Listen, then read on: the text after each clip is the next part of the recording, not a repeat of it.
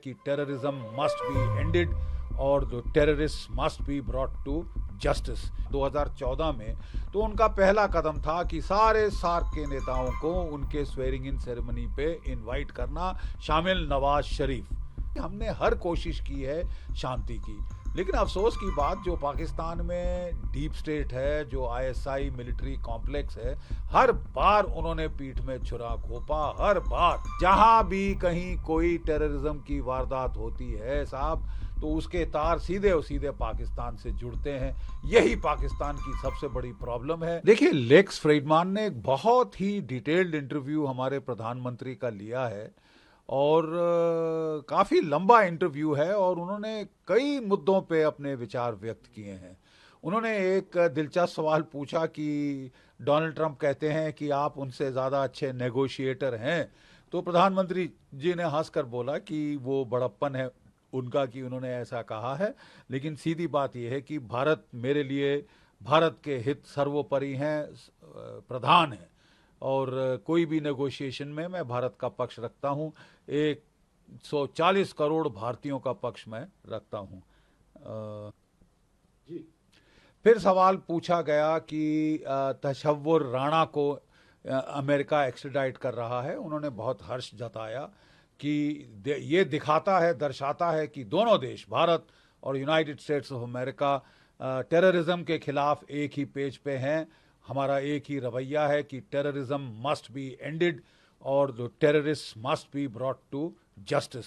ये उन्होंने बहुत साफ तरीके से उन्होंने जाहिर कर दिया। बहुत दिलचस्प था जबकि लेक्स फ्रीडमान ने प्रधानमंत्री मोदी से भारत पाकिस्तान रिश्तों पर बात करी और मोदी जी ने उनको याद दिलाया कि किस तरह जब उन्होंने सत्ता संभाली थी पहली बार 2014 में, तो उनका पहला कदम था कि सारे सार्क के नेताओं को उनके स्वेरिंग इन सेरेमनी पे इनवाइट करना, शामिल नवाज शरीफ, राइट।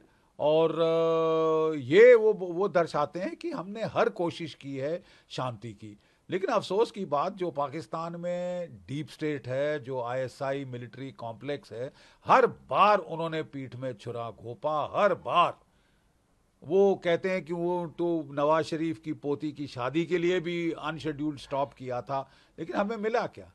हमें मिला पठानकोट, हमें मिला उड़ी, हमें मिला बालाकोट, और वो पुलवामा के अंदर जो था हमला, जिसके हमको बालाकोट में जवाब देने पे मजबूर होना पड़ा।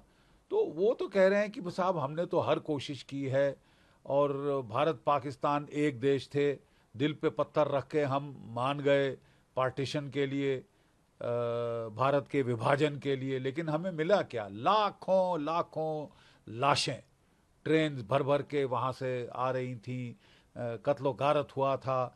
और तब से फिर उसके बाद पाकिस्तान ने टेररिज्म को स्टेट पॉलिसी का टूल अडॉप्ट कर लिया है और उससे तो साहब बहुत दिक्कत है, ना सिर्फ भारतवर्ष को, पूरी दुनिया में जहां भी कहीं कोई टेररिज्म की वारदात होती है साहब, तो उसके तार सीधे और सीधे पाकिस्तान से जुड़ते हैं। यही पाकिस्तान की सबसे बड़ी प्रॉब्लम है, जिससे उसके साथ शांति बहाल करना इम्पॉसिबल हो जाता है कि जब तक आप यहाँ पे लोगों की मौतें स्पॉन्सर करते रहेंगे, टेररिज्म स्पॉन्सर करते रहेंगे, औरतें बच्चों के शव यहाँ पे गिराते रहेंगे, तो क्या खाक आपसे बातचीत हो सकती है शांति के बारे में? जब आप हमारे लोगों को, बेकसूर सिविलियंस को शांति पे सुला रहे हैं हमेशा के लिए, तो फिर तो बातचीत नहीं हो सकती साहब। फिर विकल्प ही नहीं रह जाता बातचीत का, जब तक आप पहले ये बंद ना करें। You wean yourself off terror, और यही टेरर आज पाकिस्तान को डुबो रहा है।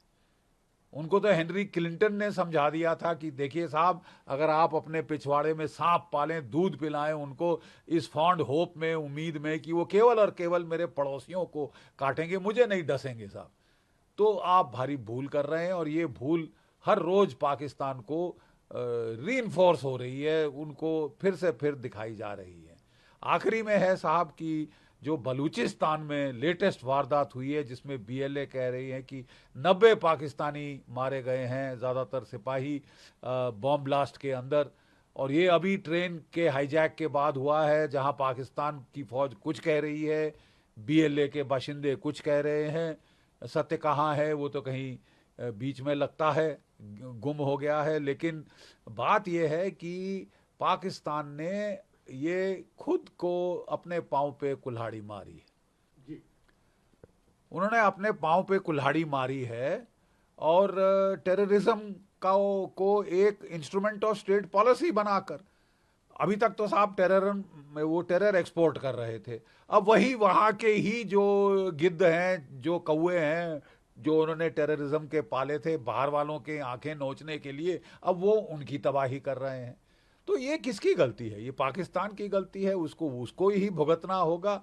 उसका बाहर के देश तो कोई इलाज नहीं कर सकते ना साहब, इसमें भारत का क्या लेना देना।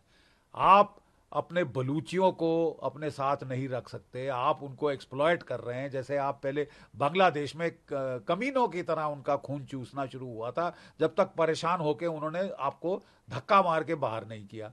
बलूचिस्तान में वही कर रहे हैं, सिंधु देश में वही कर रहे हैं, पीओके में वही कर रहे हैं, गिलगिट बाल्टिस्तान में वही कर रहे हैं, अपनी शिया आबादी को परेशान कर रहे हैं। ये पाकिस्तानी पंजाब के लोग, जो कि हार्टलैंड है पाकिस्तान की आइडियोलॉजी का, बन गया है, अपने आप को बना के बैठा है और तशद्दुद दे रहे हैं अपने सारे आवाम को। और अगर वो आवाम उठ खड़ा हुआ है तो ये आवाम और पाकिस्तान की फौज, पाकिस्तान की एसआई और उनकी सरकार के बीच की मामलात है, इसमें तीसरा कोई दखल नहीं दे सकता।